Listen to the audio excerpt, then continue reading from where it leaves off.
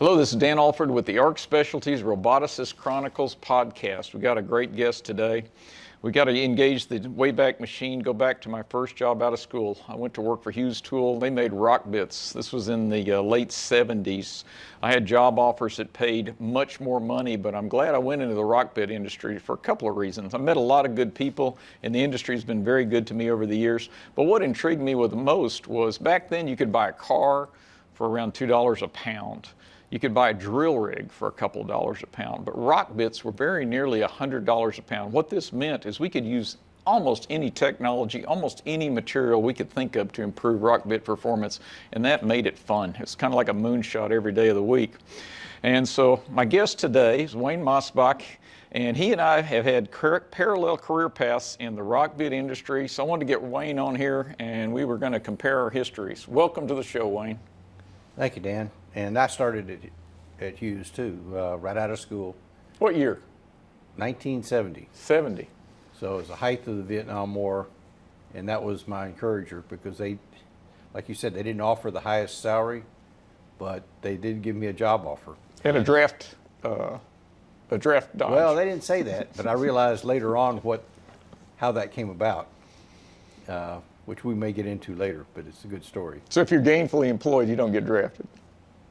Gainfully employed and have some government contacts. Ah, okay. This was back when Howard Hughes was running the place. Yes, I was in that transition when they went public. This was when he owned everything, lock, stock, and barrel.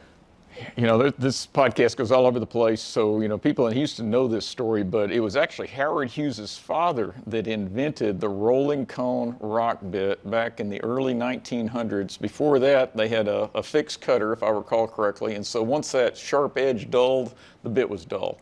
But by having rolling cutters, if I've got my story straight, you have a number of teeth that keep rotating and chipping away at the rocks, so you have many more cutting structures that lasted much longer, and this is what made Howard Hughes Sr. so successful. Yes. Actually, it has the cutting action is different too because it used I call it a jackhammer approach. It was fracturing the rock rather than cutting the rock, which later on the newer technologies with diamonds started impinging on that. Yeah, we're going backwards.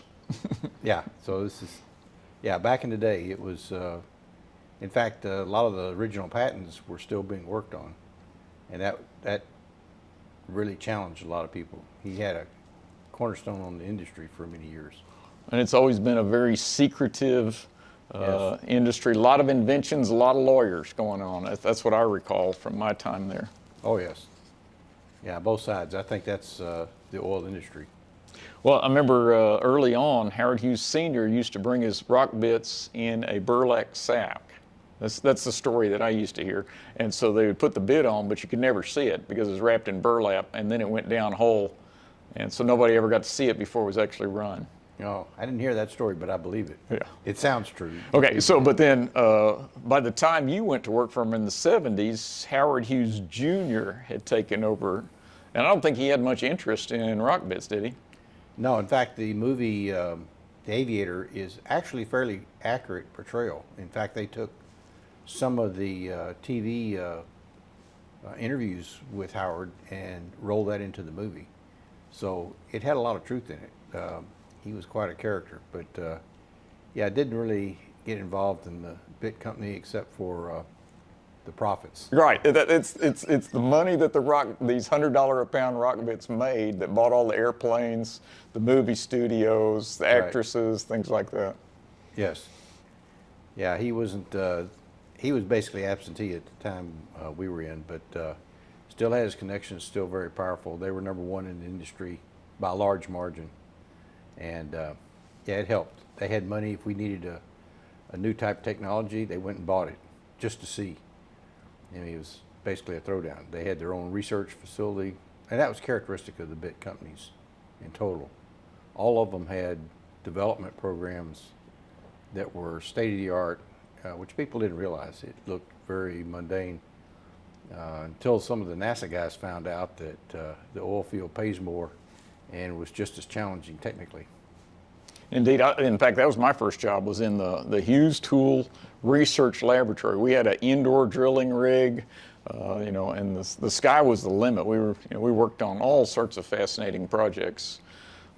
That's where I got my first patent. And the funny story behind that is, before the patent was granted, we came up with a better way to do the same thing, which would have eliminated the need for the patent. I called our in-house patent attorney. He told him, "Hey, look, we don't have to continue with this." He says, "Are you kidding? That's how we keep score, is by the number of patents." Absolutely. So I remember the two big patent fights, as I recall correctly. The number one was the O-ring. Yes, that was an absolute stroke of genius. Why they never used that before, but they patented it, and that was the thought process of the other companies was, you can't patent an O-ring. But you can patent how it's applied. Correct. And so if you look in your Parker O-ring manual, they have a certain percentage crush in the O-ring that's recommended. Right. But what Hughes patented, if I recall correctly, was crushing it further than that. Yes, and I worked with the old guy that created. What was different about Reed when I went there was we had an alternative, and the guy that invented it was one of those guys that made a lot of patents, but his patents were actually used in the product. A lot of the engineering, they get patents that we call them BS patents. They were just there sometimes to defer a potential thing, what if. A lot of times it was some ridiculous thing that they were able to write a story. Yeah, well, I guess you're calling mine a BS patent, but there were a number of them on the wall like that. Right. But we got to rewind, tell people what that seal is for. You got to understand, when you're down 2 miles beneath the earth, its pressures are in thousands of PSI. Yes. Okay, and so you got a bearing that needs to be sealed against this mud pressure, which is very heavy liquid, which is used to pull the cuttings back up to the top of the oil field, or the top of the oil well. And so you have to have a seal that can resist this pressure. And you compensate for the pressure with a compensator. That's another story, right? But that seal, traditionally on a rotating seal, you use a lip seal. That's how cars and everything else works. But for some reason, no one's ever explained that to me. For some reason, those don't work in a rock bit. But a heavily crushed O-ring happened to solve the problem. Well, we used a lip seal, and that was kind of the dominant seal in the industry, and it was we made them, and we still use them in a lot of our mining bits. But the O-ring was inherently better, and the engineer I was talking about, he actually came up with what we call an oval seal, and he got around the Hughes patent, and we were the only of the majors that did that. The other ones all got sued. And that was one of the stories about when they were combining with, because by that time we were owned by Baker. Right. That's the genesis of Baker Hughes. But even he admitted that it wasn't as good as the O-ring, but it got around the patent. But it got around the patent, and that's all you needed. Right. Until the patent ran out. Mm-hmm. And then, I think we very nearly bankrupted the Smith big company. Yes. All over percent crush on O-ring. That just shocks me how something that simple can change an industry. And so I know that I've got another patent story. It was from Hughes. I don't know if you know this one, but all the tungsten carbide, cemented carbide cutters that are pressed into the cones, they're either conical or shovel shaped or various things. And I remember Hughes patented the ovoid. And if you were to look that word up, it pretty much covers all curved surfaces. This is the version I'm remembering from way back. And so in theory, we pretty much patented every possible curvature. But when it went to court and it was litigated, apparently the judge didn't understand the proper definition, and in effect invalidated our patent. So, live by the sword, die by the sword. I was going to say, because all my experience, I actually was in the one of my projects was to automate that design, and we categorized by shape, and that was what because we had a lot of new engineers coming on board. That was kind of the first application of what people call AI now, but we just called it an expert system. But basically, it kind of guided the engineer, and we had automated. We had like 50,000 lines of coding that we automated, so it would actually make the size that we had tooling for the diameter size, and kind of kept the sizes to the shape, and all they could do was change some of the parameters of the height and the radius, but it streamlined the design process quite a bit. And there's a whole art about which shape you use. Sometimes the bits, the only difference is the shape of the insert. Right. And that was back in the day when we were truly vertically integrated. I mean, Yes. we had foundries, we had forge shops, we made our own welding rods, made our own tungsten carbide inserts, made our own tungsten carbide particles. Those days are gone. Yes. For sundry and other reasons. Sometimes it allowed you to understand the technology. Reed, we had our own insert, just like Hughes. What we didn't have, we didn't make our own welding rods. That was one thing that Hughes did. But at the time that I was there, we made aircraft parts. We made the little Hughes helicopter that was used in Magnum P.E. We made the transmissions and tail rotors. And because at that time, Hughes Aircraft was still part of the conglomerate. Right. And that was quite interesting. I learned a lot about gear technology, which is a whole different art form. But the inserts, we made bushings. I don't think we did very much outside of anything. At Reed, we made inserts, but we also we purchased a lot of them outside. So we had the best of both worlds. We always be competitive with the outside world, but then getting into the latest technologies if they went with it. So yeah, there's a lot to be said about that, and the fact that when you have your own forge shop, you could run your forge shop non-optimally to take care of the whole, what they call systems engineering now.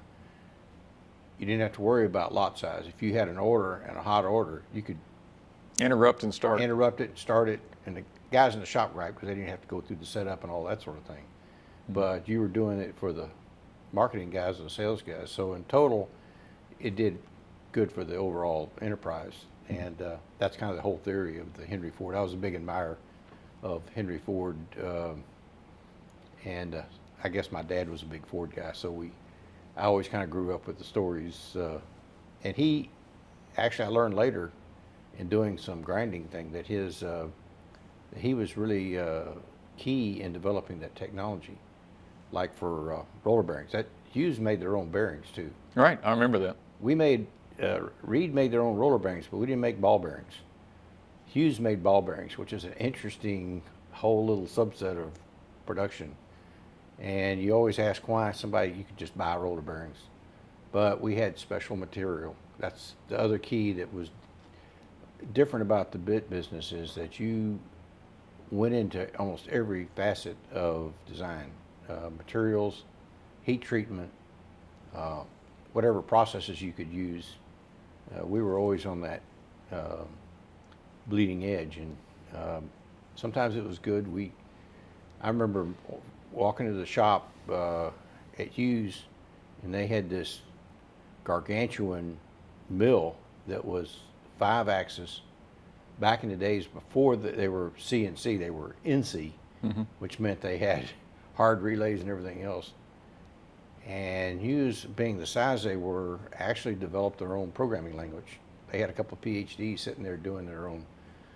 And of course, that was a good benefit and bad benefit, because after a while the industry takes off and you're much better going with expertise in people that design programming for machines rather than trying to do that as a side of drill bits. And that's kind of the logic on some of it. But the forgings were always key, and probably one of the last things to move. Did a lot of work, became project engineer on one of our big forging machines, which at the time the only forging machine was a big upsetter that they did for tool joints. And it was actually justified by Hughes. When we bought the machine, they still had Hughes nomenclature on the drawings, because they didn't build that many of them. Right, there's only a few people that make tool joints. Right. And you make it out of forgings or bar stock, and forgings were far and away. You get the proper grain alignment. You Yes. can set it up to tolerate the stress better, if I understand correctly. Well, yes, but the main thing was they were cheaper. Cheaper. You didn't waste any you- material. You just You're right. You just Otherwise, moved it. you build it out of basically bearing material. Timken was one of our main suppliers of steel, and that was key. We actually got into the steel making business, not directly, but the fact of our specs. We always spec the materials very closely because that was key to the whole usage. That and the heat treatment. That's certain functions that are people don't realize what kind of tweaking they do to get the proper characteristics consistently what you want. No, the heat treatment at Hughes was huge. I mean, we had vacuum furnaces. We did nitriding, carburizing, Right. boronizing. You can improve material properties significantly, quadruple the strengths just through a heat treating cycle. So I remember I learned a lot watching them do that.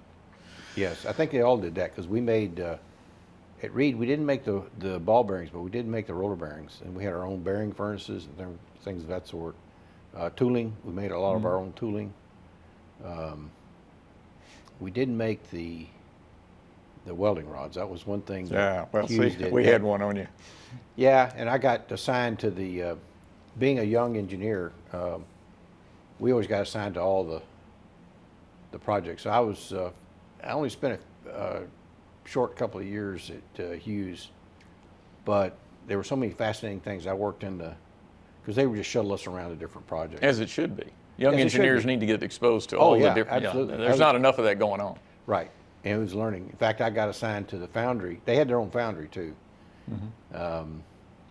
In the middle of summer, I can always remember that because that's not air conditioning in Houston, Texas, and you're working with molten steel. Molten metal at 2,800 degrees Fahrenheit. Yeah. Right, and interesting technology. But yeah, it's for a young guy, it was a sponge. I was learning all this stuff that I didn't know, and it wasn't taught. I mean, you learn the basics in school, and sometimes you hear one day lecture like on tolerance control, and then you get into the real world and you find out that it's a whole very school different. of thinking itself. I remember I got right out of school, and Eric Sullivan. He's passed Oh, yeah. away recently. That's Dr. Sullivan, and I was working for Eric. And one time I found a procedure out in the shop that I didn't approve of. I pulled out one of my textbooks. I showed him in the textbook where it wasn't a legitimate technique. He tossed it back at me. He says, "We're the ones that write these books," and he was right. Well, that's true. The chief metallurgist at Hughes, I was trying to think of his name, Stan Scales, Stan Scales. one of I my think heroes. He wrote, even our metallurgist, when I went to Reed, said, this guy, he wrote the book on deep case carburization. Nobody, the bid industry was unique in that respect. Nobody did that much carburization to that level of detail, and we worked at.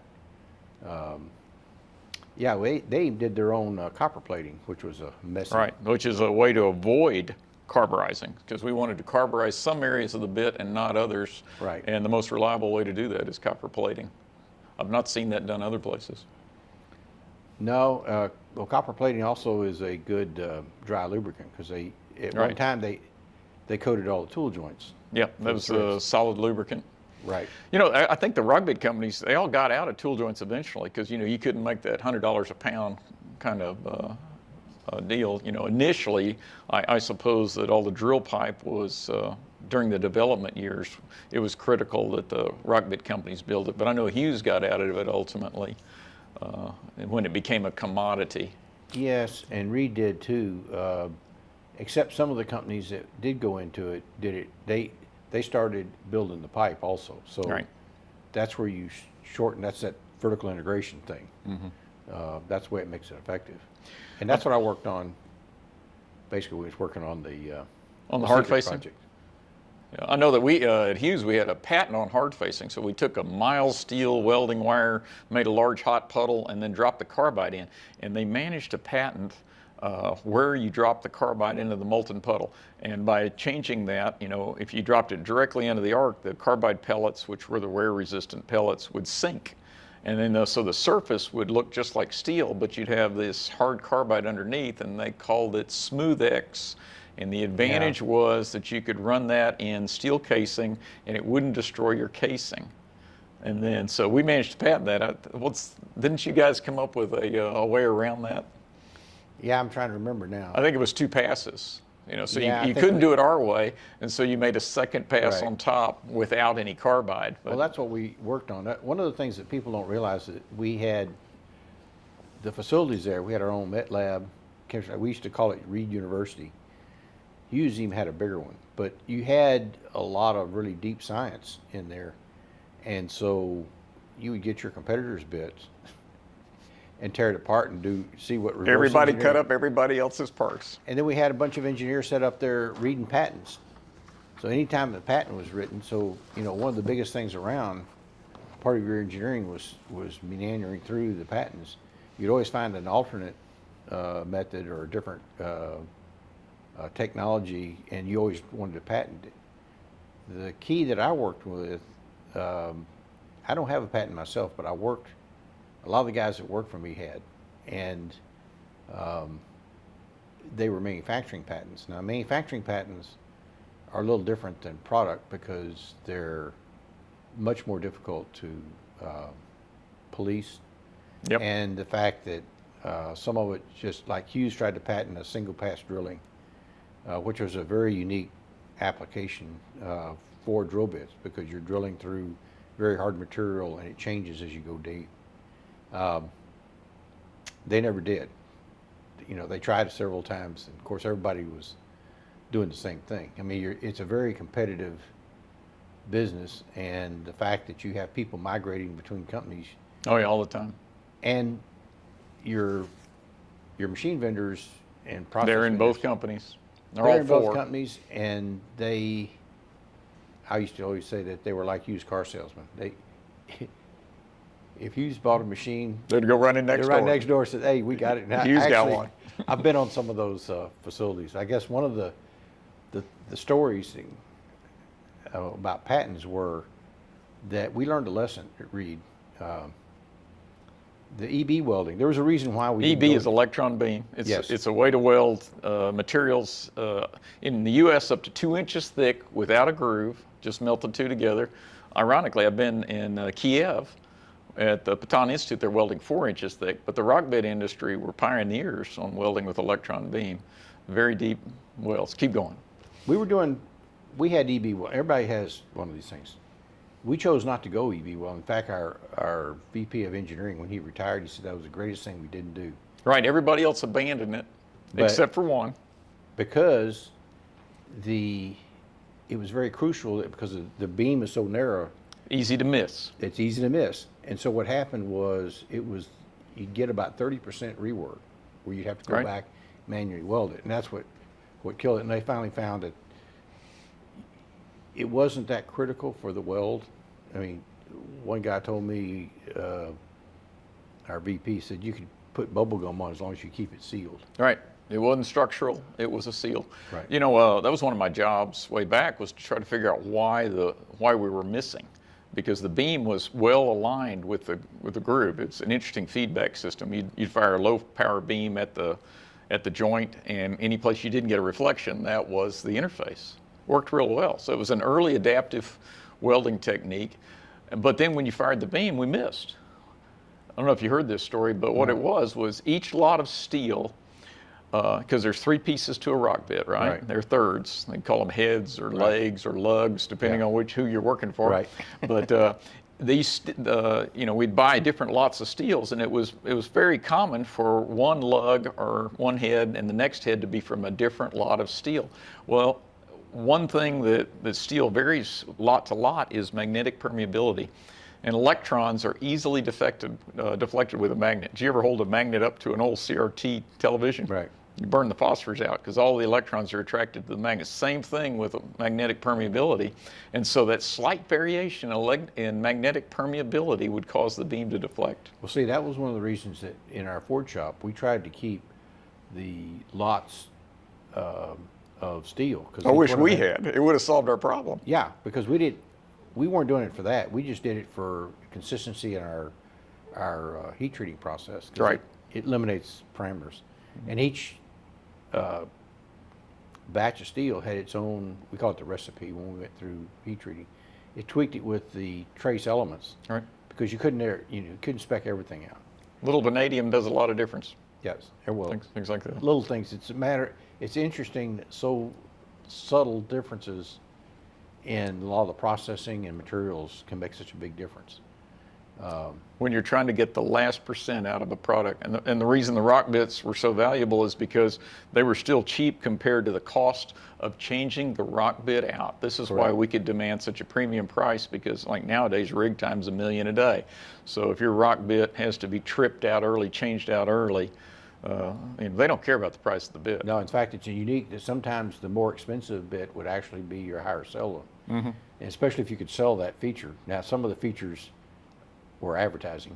Some of them really didn't make a difference. But some of them changed the penetration rate and the lifetime. And that was what was key. Everybody, and the interesting thing about rock bits is that you're drilling through rock, which is not homogeneous, and each field, so you do a lot of offsets and everything else, but you're always fighting that, what they call it, the rate of penetration. That's an acronym that's used. And that was what your goal was, rate of penetration, because that's ultimately the cheapest one. But you had to do the rate of penetration, and it's kind of interesting. And your failure mode was also critical. Right, because if you left parts down at the bottom of the well, then that caused a fishing trip. Right. Because you had to fish those parts out before you could continue drilling. So, yeah, the way they fail, they're supposed to go dull, not chunk parts, right? Right. And the interesting thing is that there's a reason they call them drill pushers, because your great customers sometimes are your worst enemies. They would push what you would give recommended, and they would immediately try to overstress it, see if they get more out of it, because that was their thing. They always figured there's a safety factor and they can use it up, right? Sometimes there isn't. There's a Bruce Willis movie about a few years ago about drilling. A rock bit actually was a star of the program, because they were drilling to blow this asteroid up, and the NASA guys were saying, "Oh yeah, you have to run it this way," and he was the old drill guy. And he said, "No, we go a lot farther than that." And I remember the story about Hughes in building his speed plane, and they asked him. He was specifying, because he got into excruciating detail. He was This is Junior. Junior, yes, the airplane guy. Yeah, he was adamant that he got into the details, and he knew engineers have a thing called safety factor, which you always put a little condition. You calculate everything to a minute degree, then you back off a little bit just for things that you don't know about. Well, he made him take all that out. And it was hard, because he would call the engineer up directly. He says, "I'm Howard Hughes, and what can it really take, or how much horsepower can I really How many get?" Gs, how many miles per hour, how many RPM? Right. Push Yeah. it to the limit. Yeah, that was always the thing, is you're only as good as your last bit, and that's what was interesting. It was a built-in competitive nature there. It wasn't just machines, but it was the guys in the field. That's why they had so many field engineers, because they were there to help the driller. And in some cases, the customer would want to do something, and sometimes it didn't make any difference, but you went ahead and made it anyway, because if he ran it, it would work. And the Ford shop, they had this 10-inch upsetter. Well, it's what they call a closed die.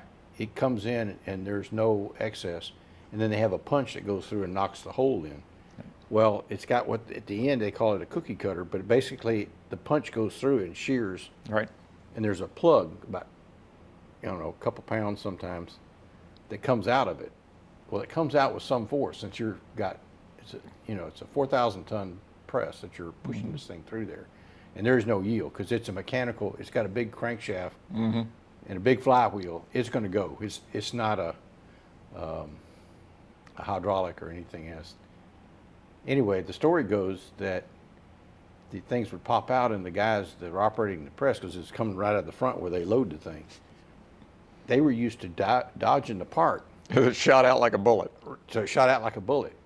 But what caused them to do something about it was one day it shot out and went over to the brewery and caught the brewery on fire. And that was the place that everybody went after work. And so Can't have that. they were, they told the company they engineered a solution. And basically what it was a steel plate that came down in front. When the press came in, this plate was it was a very simple part. It had a couple of pulleys, and the plate just came down in front of the operator. So when the thing hit, it hit. It was actually a safety factor. But at the time, safety was less concerned. And that was the whole genre, is that, you know, you had this thing that safety was your responsibility, and, you know, you don't do stupid things. But nowadays like you expect the machines to protect you. Back then you were on your own. Right. Anyway, it was a funny story because it was still detailed on the prints up at Ajax. It was an Ajax press, which at that time, so I got to visit the thing, and since that machine, at the time we were gearing up, we were buying a machine and Smith Tool was buying a machine. And they were running, you know, nose to tail because they were trying to optimize their production. And this thing took 2 years to build, so it's not like because, you know, the casting was almost £1 million. Right. So, yeah, it's what one guy told me one time. I was up at Ingersoll, and I was sitting on this mill that was as big as almost this office. I mean, this whole office. And the guy, I was really amazed sitting on this top with this big mill, and he said, yes, remember, the biggest machine you've ever seen, there was a bigger machine that built it. It made it, right. I remember when I got into the Hughes Tool Research Lab back in 1979, there were buckets full of these little gray, black-looking rocks that kind of looked like gizzards or something, and they were laying around all over the place. And I'm sure some of our listeners have heard of the Glomar Explorer. And the story behind that is there was a Russian submarine that sank in the Pacific, and the CIA wanted to recover it, and so they needed a very secretive person, and so Howard Hughes Jr.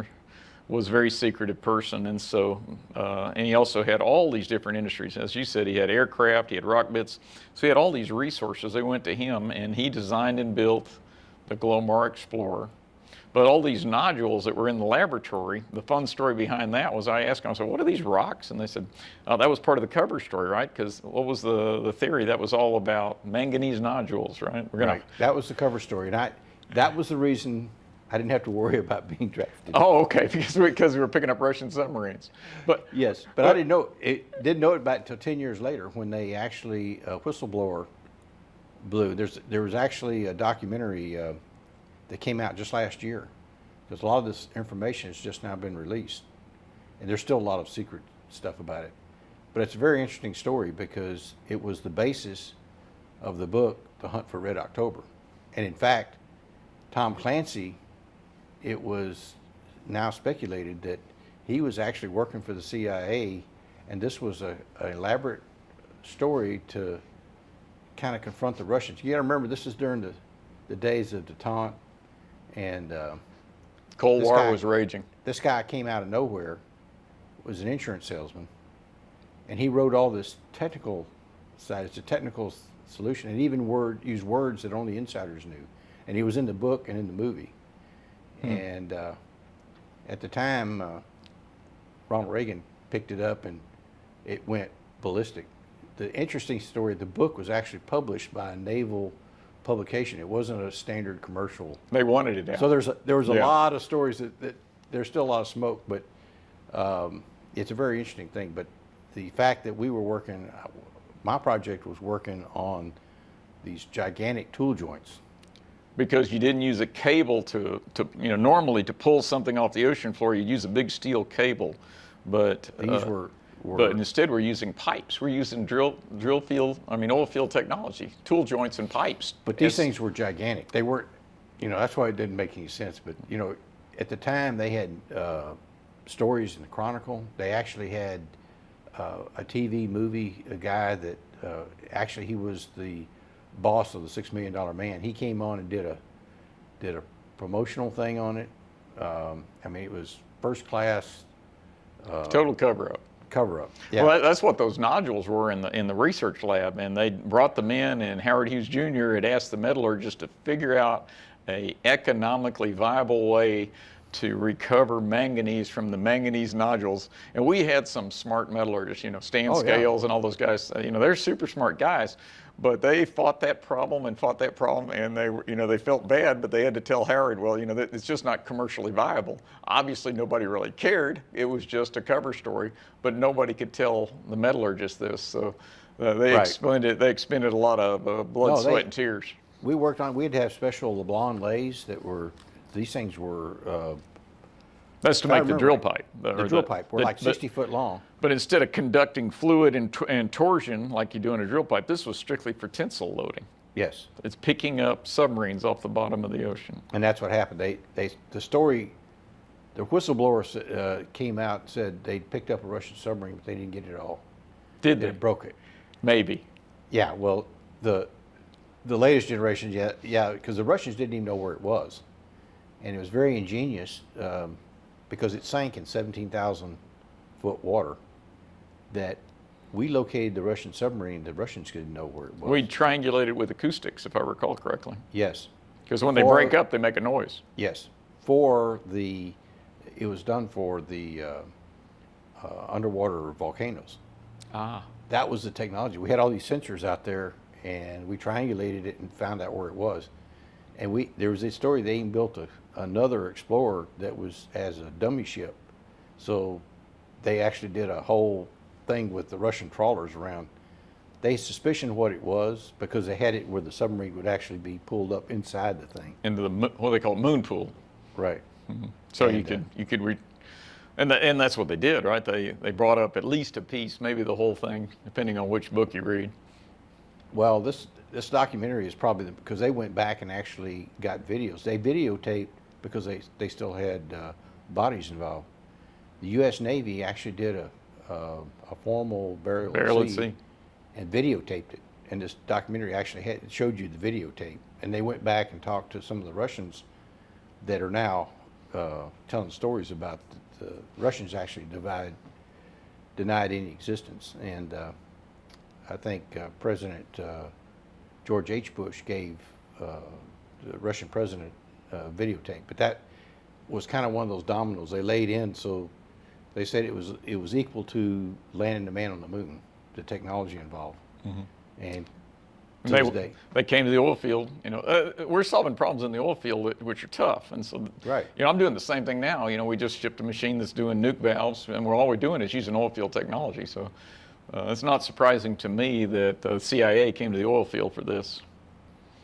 No, it's well, and I forgot to add, when I first came there, we were also making howitzers. So yeah, gun barrels. Had government contracts. Mm-hmm. In fact, one of the guys I worked with had the job. He worked for a friggin' year to get all the paperwork because the machines were actually designed especially for the rifling for the rifles, and so they had to bundle them up as U.S. government owned, and they shipped them back to the caves. I think they stored them in Arizona or Utah somewhere. Then brought them out every time they needed some more and sent it to the contractor that did them. But he had contacts at I don't know if the CIA, but he had government contacts anyway. Yeah, they liked him. There's kind of an interesting story. I'm curious about your take on it, because I remember back in the was it the 90s that all the American rock bit companies started to license their technologies to Russia and China. Yes. During communist times. Yeah, that's another one of the projects. I worked on the Russian project. Yeah. Which plant was that? Was that in Samara? Initially, it was going to be in Kubashev. Kubashev. They moved it a couple of times. But it's very interesting because at the time, the U.S. State Department wouldn't let us sell American-made machines or IBM computers. What it did for us as a company, we were competing. The Russians learned a lot just by getting the companies to bid each other and try to convince them that we were better knowledgeable than that.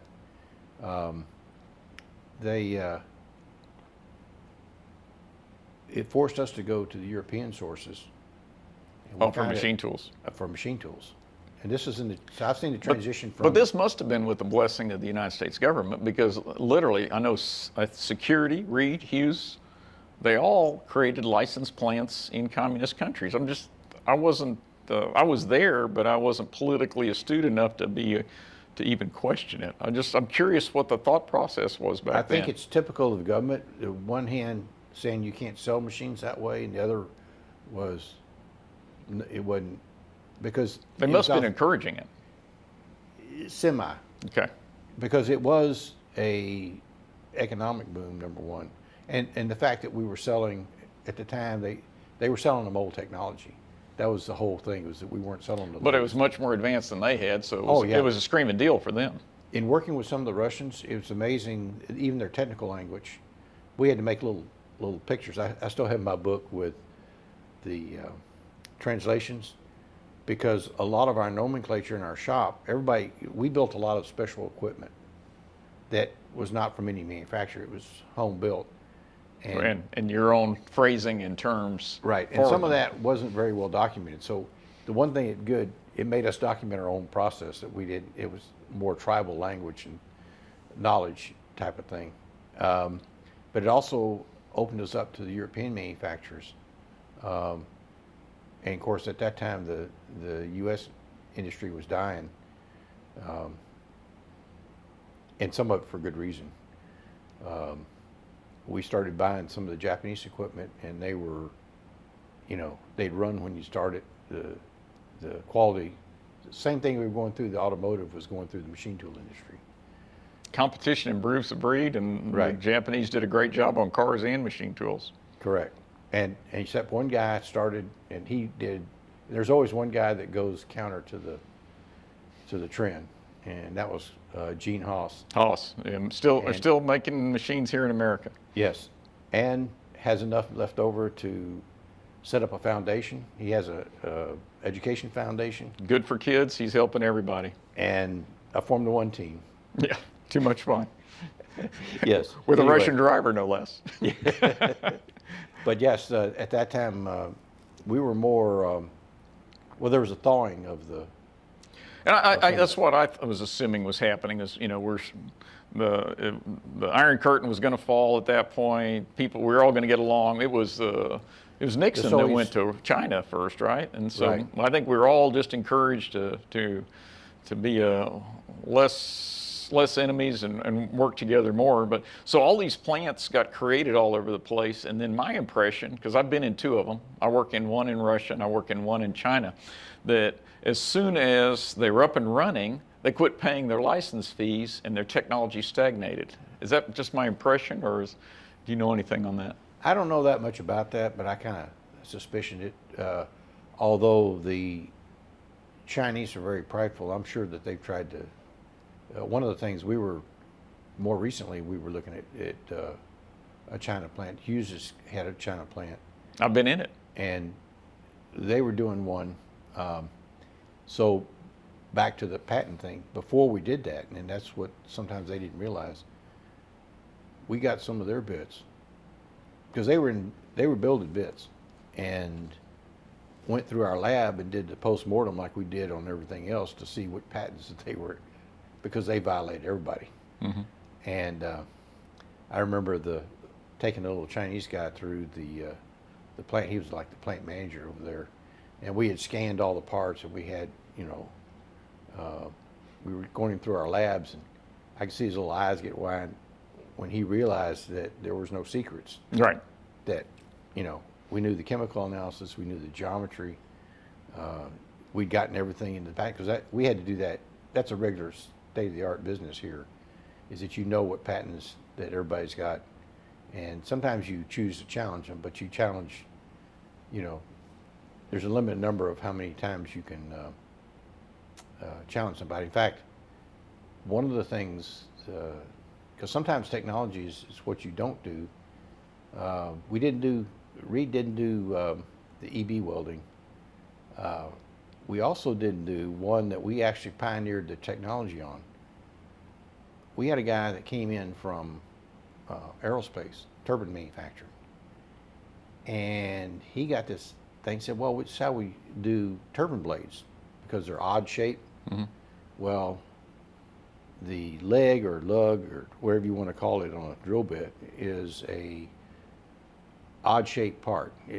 Probably the closest thing you have is a spindle on an automotive thing. Indeed. It's a weird shape. There is no, it's non-prismatic, it's non-symmetrical. Everything's weird on it. In fact, the forging is got a multi-plane parting line. And if you look at that, it's probably the most difficult forging that you can make. Well, the fact that that was what was interesting about having your own forge shop, is that it always let you do things that were not maybe, they were challenging technically and weren't probably economically in a regular contract machine shop or contract forge shop. We had really lots of problems trying to subcontract the design and keeping the parameters right, not only the metallurgy, but also the actual forging themselves.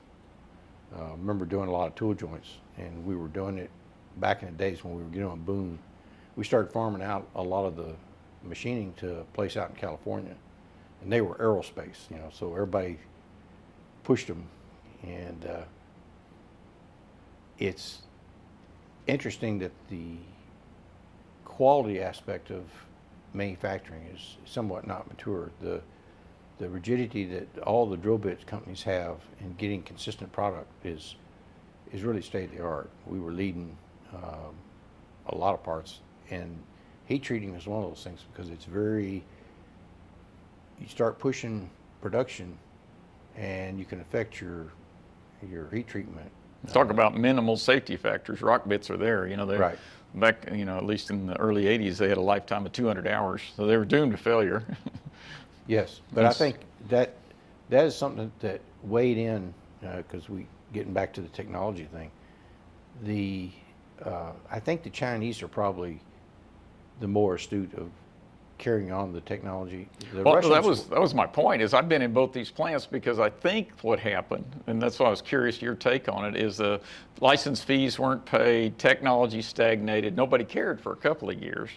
But then eventually, the rest of the world eclipses you, and so that's why I ended up in Russia and in China, was to catch them back up again, at least on some of the cobalt welding techniques. So, yeah. And fortunately for me, in both plants, in both cases, they were operated by people that were aware of the fact that they were getting behind the curve. So that was a fun part for me. I'd heard about these plants when I was working at Hughes back in the day, and then and fast forward 30 years later, there I was again trying to catch them back up with technology. Yeah, they don't understand the competitive nature sometimes, that you got to keep, you're only as good as your last. That's why a lot of the big companies didn't really mind giving them the older technology, because it wasn't competitive in the current market. Mm-hmm. The interesting thing about building these plants was that you were talking about EB welding before. The one thing that came out of that project I saw years later was one of their SAM missiles actually had EB welded fins on it, and it came. The documentary said, and this they got from the drill bit technology they got from the U.S. So, all's fair in love and war, I guess. So you and I met. What year was that? Oh boy, I don't know. No, it was in the 80s. I was retrofitting some of your old Cyro 750 robots. Cyro was a robotic company out of Ohio. They're defunct now. Well, that was one of the collaboration things. The company was very smart. It's the robotic welding industry was a lot like the 3D printing is today. It was new technology. There was a lot of people doing it. And they were smart in one way. They put a welder at University of Houston, and University had a guy that set up the robotic manufacturing program. Dr. Drake. And everybody. No, that was his name, wasn't it? Bill Drake. You're right. I couldn't remember his last name. His first Bill name Drake. was Bill. Yeah, and he was my mentor, my the guy that my professor, and he liked me because I knew how to program that robot, because that's what I did during the day. And I probably run across you, didn't really know you then, because we were all over there. Right. I mean, all the bit companies were there. We'd be sitting there watching that machine. If there was a demo, I wrote the program because Dr. Drake didn't know how to write the program. That was my job. But Well, they sold it because I know. every bit company bought one of those things, at least one of them. We actually had it running, and of course the company went defunct, and then we had their chief engineer for a while coming down, but the machines were pretty rickety, if you say it. But they took a lot of maintenance, a lot of finessing. it was early technology, but we did great things with Syros. Oh, yeah. And then that company should be alive today, but bad management took them under. But so I was in there adding water cooling to your rock bit welding machine because having water cooled chuck jaws was an advantage. Right. That was in the 80s, so I might have met you then. Yeah, because there was a lot of crossover. We spent a lot of time at U of H. That program was really good. And we run into a downturn. I don't know if it was in the early 90s. Anyway, Bill, he was in prime area, so he went to another university, and the program died at that point. Right. I miss Bill. Yeah. Yeah, that was one thing that, like I say, all the big companies knew pretty much what everybody else was doing. You were always trying to do the one thing that gave you a slight advantage. My story was on the chucking, the guy with the turbine blades. Well, it was called Ceralo. It was an alloy of lead and bismuth, I think, and tin. That didn't shrink when it solidified. Right. We used it for measuring inside radiuses, but when he said they used it for chucking, that created a thing, and we actually went to Bryant, and they started creating this fixturing process for the lug to do the finished grinding. We did the same thing at Hughes. Well, what happened was Bryant patented that, so it wasn't a drill bit. It wasn't a Reed patent. It was No. It was a manufacturer's It was patent. a manufacturer's patent. That's how we got it too. And so what happened after that, we started being more careful about when we were working with vendors. Well, later on, we developed a static turning patent for our really large bits. Instead of putting them on a big lathe and a big counterweighted fixture, the part stayed stationary and the tool rotated. Somehow they got around it because everybody's got it. Well, yes. Well, the story was that the interesting thing, we got the patent. Smith bought a machine, and even the vendor didn't know that we had patented it until they were about a year into because it took about 2 years. And so they were negotiating, and I got really, because the guy that had the patent reported to me, so I got to sit in on all the negotiations because we had our lawyers and their lawyers, and they were trying to do the argument about the patent. And what really killed it is one of those politic things. We were then taken over by Schlumberger, and Schlumberger loved Smith. In fact, they eventually Right, they owned them. owned them. Well, they didn't own them then. They owned us. So they divorced us and got Smith. Is that an upgrade or? Yeah, we always suspicion because they brought in one of their Smith lawyers. Our lawyer was really taken to the wall, and it quietly died. So it was we patented not the machine itself, but the cutting technique, which is where the secret lies. It's like everything. There's patents always in nuances, like the O-ring squeeze. That was the ruling parameter that you had a hard time getting around. Devil's in the details. Right, exactly. Then I came back and I worked with you again and Terry Mayo, Yes. one of the finest metallurgists I've ever worked with, and we built you guys some rock bit welding machines, which I guess in effect replaced the Syro systems. Oh, yes. Yeah, so we got Right. so y'all were doing them with gas tungsten arc, and then my machines were plasma, and you guys ended up buying several of them. That's Yeah. when I really remember meeting you and Terry. Yes, Terry and another fellow named Paul Gaither. Gaither, great guy, tooling guy. Yeah, he was our ME guy. In fact, he was co-author of the fixture patent. He had several patents. It related around fixturing in fact, that's where Smith came back with a patent on work holding for the static turning. Is kind of a negotiated thing. And that's the way it works. Sometimes you traded off patents if you could get a complementary patent that was good. But yeah, the machine, the difference was we knew what Hughes was doing. They had actually pioneered the application. I guess you're going back to your alma mater, but Well, that was actually an ARC Specialties machine.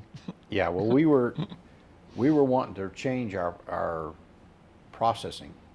We were going to overhaul our complete processing of a drill bit, and it took a lot of effort because it took fixturing, like everything else. It went all the way back to the Ford shop.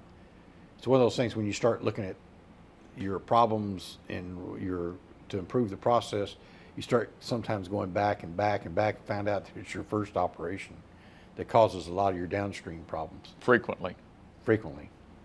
So we had to re-engineer our forgings, and then we had to re-engineer the fixturing.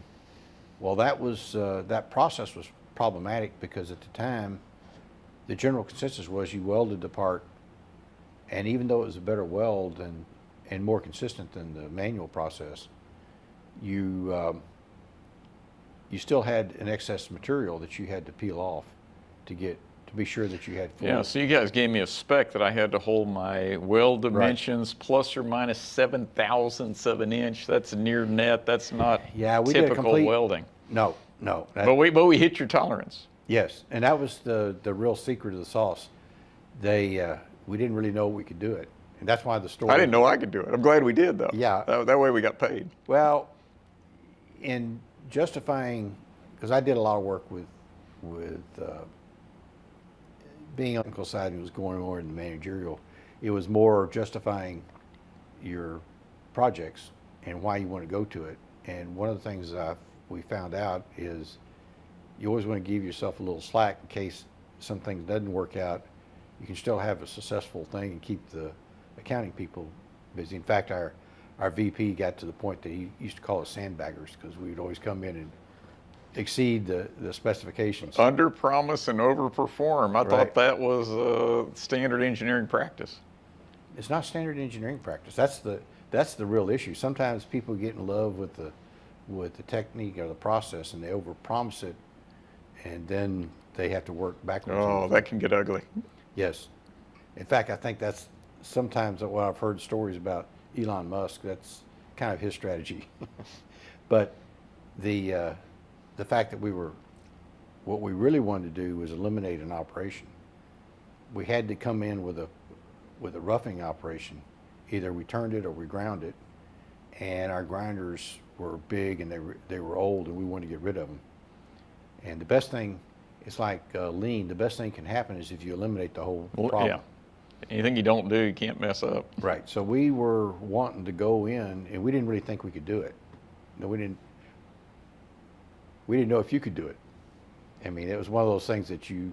Yeah, but we had full CNC control. We had, we were pretty confident and it worked out beautifully. And the plasma really worked out good. We were really sold. Oh, it's definitely superior to gas tungsten arc. And I pretty much converted all of the rock bit manufacturers over to plasma now. It is the way to go. Yes. Well, you have so much better control, and it gives you the advantage of doing. We got to the point that even our rework, if we did have rework, was on the robot. We couldn't do it manually. Now we had to. The one thing we did learn, this is back in the Sourdough days, we actually tried. We didn't think that our welders were smart enough to work with a NC control. So we had our NC programmers actually doing something. Wrong. No, you should have welders that are comfortable with computers. This is an argument I have with all my customers. Well, we did it de facto. We went the hard. You went the wrong way. You had to teach nuts. your programmers how to weld, and and they hated it. In fact, one of the guys, his wife gave him a little 90. Said that you spend more time with that dumb robot than you do me. But after we finally saw the light. I had the welding techs report to me, so I'm not a welder, but I've been around welding, and I can do a little bit of welding, but mainly barbecue pits and things of that sort. Not rock bit quality. No, non-structural, put it that way. But the fact that we got our best welder to be the tech, and he was basically the programmer, But I told you. Yeah, it seems obvious now, but back then it didn't. It was new technology, and you kind of go with what you feel.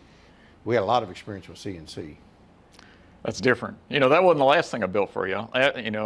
So the final chapter in your story is y'all moved away from that plant that had been in operation for 100 years. And then that was the last machine I built for that plant, was a groundwater remediation system. Oh yeah, that was another whole story. Because that plant was built, I think we moved to that site like in 1930 somewhere. So not 100 years, only 70. But see, we were making our own carbide.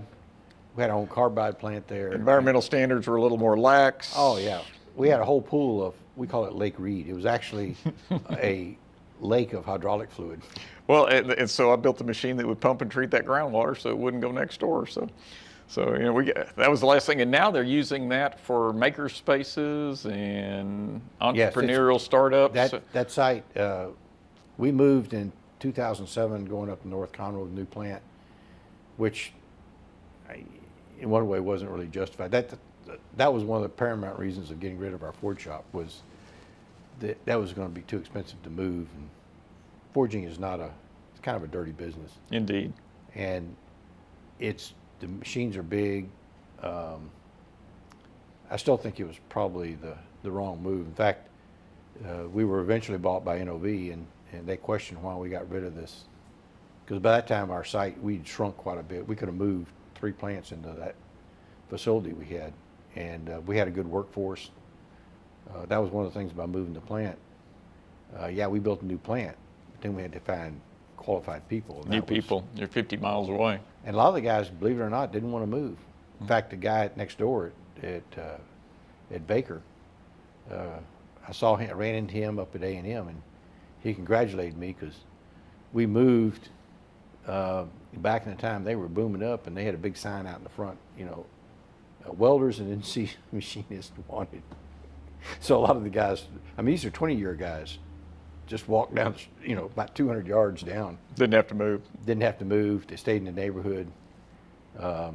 And we had a heck of a time getting people. And it's been probably developed now, that whole industrial. We moved, we had virgin timber. We cut down all kinds of things to build that brand new plant. And to this day, that thing's been filled out now. That whole thing is...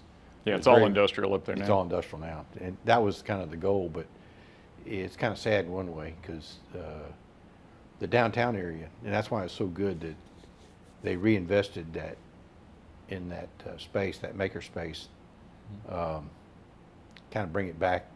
In fact, in one corner, they hadn't painted it still got the Reed marker quality that we painted on the floor. But it's got really a lot of history, because during World War II, for example, we built landing gear struts, and what else did we build? There's something else that we built, sights for one of the bombers. So they had, that's what won the war for us in World War II, was basically the logistics, the fact that we geared up our production. Yeah, we transitioned a lot of our industry over to weapons and armament. Right. The great story was the Brits like to use the Merlin Rolls-Royce engine. At that time, they were limited in production because they were hand assembling that. They turned it over to Packard at the time, was one of our premier. They did a production line?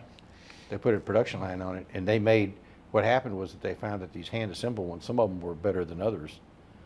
So what Depends Packard on whose did, hands. Right. They went back and analyzed them and made them all where they produced the same amount. So that's where really the Germans couldn't beat us. Eventually, they were going to be just overrun. So Henry Ford helped with his techniques. Yes. Yeah, in fact, it's interesting that Alan McCallie, when everybody else was losing money and asking the government for money, that the guy that took over Ford went back to the original vision that Henry Ford had. And he must have had something right. Must have had something right. Some of that, because Henry Ford actually, I guess one of the best stories I had was by that time, a lot of the American grinder manufacturers had gone out of business. We were doing our polycrystalline diamond inserts. We needed a precision Centerless? grinder. And we, at that time, Cincinnati had turned their grinder production over to Landis, which was another grinder manufacturer. They kind of collaborated. So there is still a American-built grinder manufacturer. And they had a little museum. That's why I like your museum. I was up there on a runoff, and they were taking me through, and they basically, the Cincinnati centerless grinder was kind of the standard in the industry. Indeed. In fact, even the story was that they were grinder manufacturers, but a guy had a idea for the centerless grinder and patented it. Well, Henry Ford went to him and said, look, we'll buy 30 of your machines if you make one to this guy's patent. And they pioneered the making of rotor bearings. That's what he was after for his cars. So a lot of that technology that it goes over is something that people don't really see. He got into a lot of things that people don't normally think of. I mean, the production line was an idea that one of his supervisors had. That was just the final step, though. Yeah, Yeah. But he was very collaborative. He had a very, it wasn't just him, it was the environment that he created. I think that's why it's so paramount that we have leadership. That's some of those things that people don't realize, that some of the worst things happened was that you go to we used to call them the bean counters, but not to malign Harvard's Business School. Oh, go ahead. I don't mind. Because sometimes things are not done economically. Right. Sometimes you got to be inefficient. Yes, and that's one thing the lean concept did, is that they would sometimes have a backup plan of old equipment to use in cases of downtime or whatever, that you always have a strategy to get into that. And the fact that they would let machines sit idle rather than trying to, because I came in an environment when I first got into it, if you had a brand new machine, you had to keep that thing running. 100%. 100%. And it really doesn't make any sense sometimes. Mm-hmm. I joke with my guys. I go out in the machine shop and I say, hey, I see the spindle loan's only at 50%. Let's turn it up. And they go, oh, no. Not if you want to make good parts. Sometimes you got to work at less than 100%. Yes. And of course, the bid industry, because we had so many machines, I think we counted one time at Reed, I don't know what Hughes had, but we had something like 280 machine tools. Not surprised. And making 1,000 a day, though. You know, what'd you peak at? Oh, something on that order, though. Yeah, it was something like that. I don't remember it. 1,000 rock bits a day. Amazing. They were. We had 2,500 people working there. Yeah, we had 5,000. And Hughes was roughly twice as big. Right. Yeah. Yeah, I was there when they had the 5,000 because we were running full 3 shifts. I started there at 5,000. By the time I left, it was down to 800. You know, I came on board just a few months before the first layoffs during the first oil crisis of the early 80s. Yeah, that was when I got my first promotion. Was I got a whole department, then had to lay off half of it. Oh, and at some point they don't need a manager in that department, right? Right. Yeah, as you were justifying, you knew somebody else was looking at. Yeah, they were staring at you too. Yeah. And that was one thing. I stayed with the company. I was fortunate, I guess, because I'd always been. I probably had my job descriptions. I always liked. In fact, before Top Gun came out, my CB handle was Maverick. I always liked to get into new things, so I was always into volunteering for new projects. So I had been I'd been plant manager for a while because somebody told me it's different. You engineers don't understand when we have to make production schedules, you know. And sure enough, I did real world role playing. I actually went into different departments and worked because I thought that was the direction I wanted to take, and kind of gravitated back, kept circling back through the engineering group because I guess that's where my heart and soul was the fact of getting new things. Like I converted our whole engineering staff to the 3D technology. See, we had been working in manufacturing. You have to work in 3D. 2D on blueprints. But you know, the biggest problem we had was a lot of our engineering staff got used to doing their little 2D. They had all these little They got good at it. workarounds and things like that, and didn't want to change. They got to learn new tricks to keep up. Well, we had the first problem we had was when we started getting into our 5-axis milling, it turned out that we couldn't make it to the print because it wouldn't come out right. This is a funny story, but we go down to the shop and we ask, because we had a lot of manual mills, the guys were setting them. And the guy said, "Oh yeah, we know they're wrong, but we got to make them right. We can make them. We got to make we them know fit." what the engineer likes, so we make them like that, so it's not tired." So we had a whole scenario. That's why we were re-engineering the process. We had to go back and change our drawings, and if we had a tolerance, we were going to make it. And that was kind of that quality initiative that we did in the 80s and the early 90s. In fact, we took our whole department at one time going out and doing statistical studies on machines to see what their real capabilities were. I mean, we've been using them for years. Didn't know what they're doing. We actually had a staff position. There was a salvage engineer. Oh yeah, I remember we had piles of salvage And what his days, scrap parts. and he was going down routinely accepting, and we would make things out of tolerance and mix and matching parts. And it was hard changing because you were changing you still had production quotas to make, and we found a lot of our equipment Just wasn't up to wouldn't hack task. it. Yeah, I will say we were part of Baker at the time, and Baker, the one thing that they did, they helped fund us to do that in a down market. Bless their hearts. Somebody's got to have Yeah. some vision. Yeah.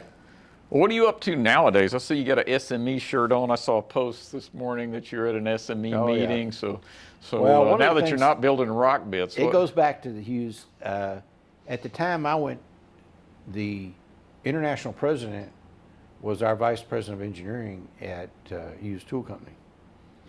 So SME is Society of Manufacturing Manufacturing Engineers. I didn't see it. I didn't have it in school.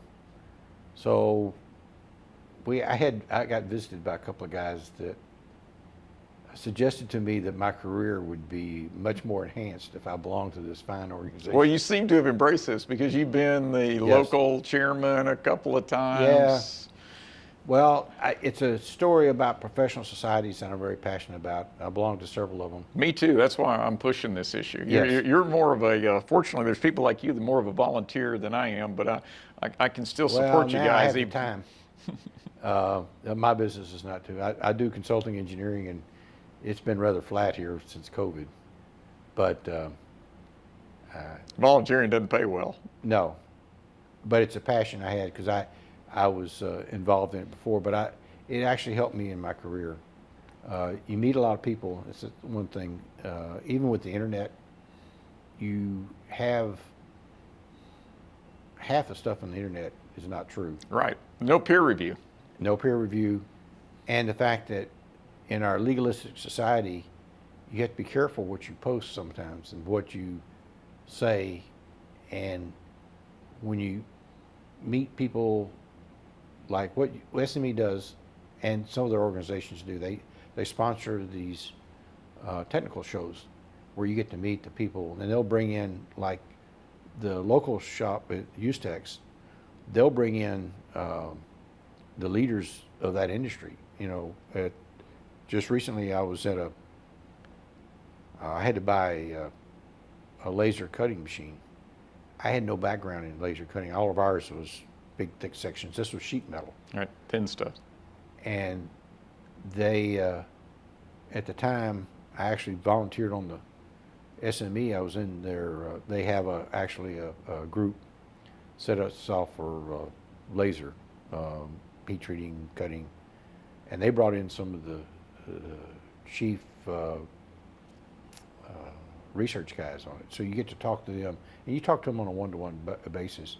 That's what you get in these societies. I encourage Yeah. kids to join us. You get a meal, you get camaraderie, you get some context, and you get technical information. And you get people, one of the things that I thought was very good about my education at U of H, it's not so much that anymore, but a lot of my professors were actually industry folks. Professors of the practice. Right.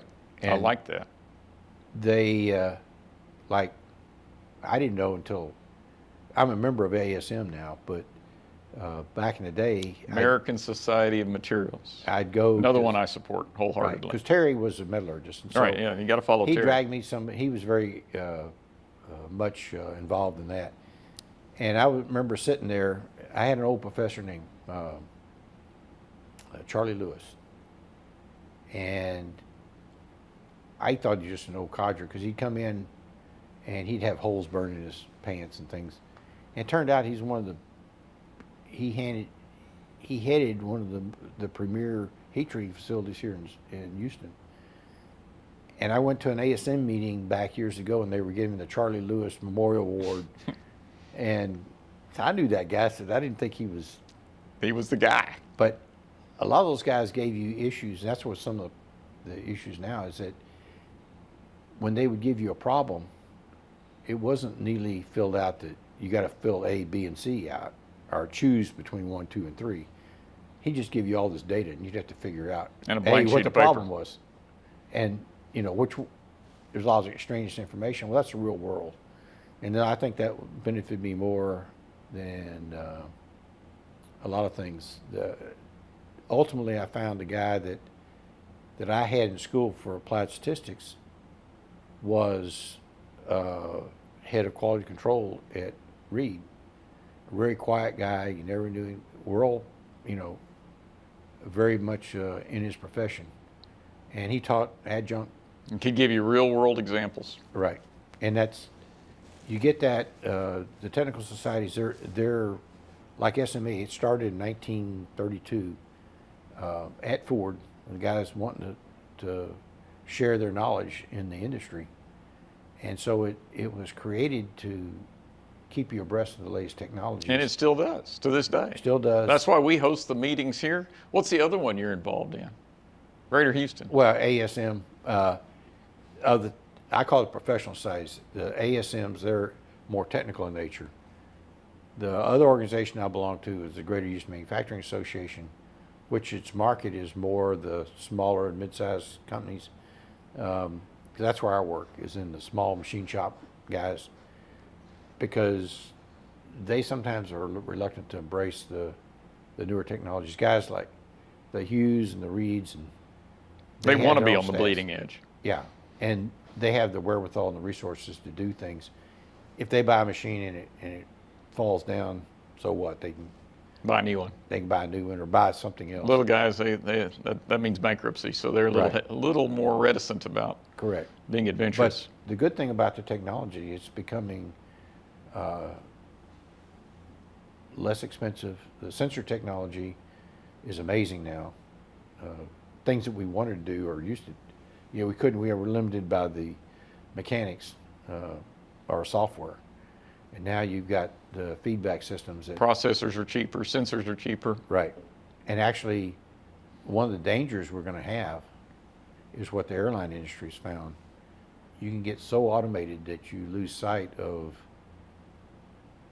like flying airplanes. Airplanes are so automated that you don't really need to pilot Which is fine until it isn't. until it isn't. And they still have to teach pilots how to fly an airplane, Just in case. just in case, and know when the machines are not working.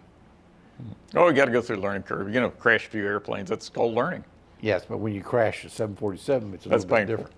That's why I like working in rock bits.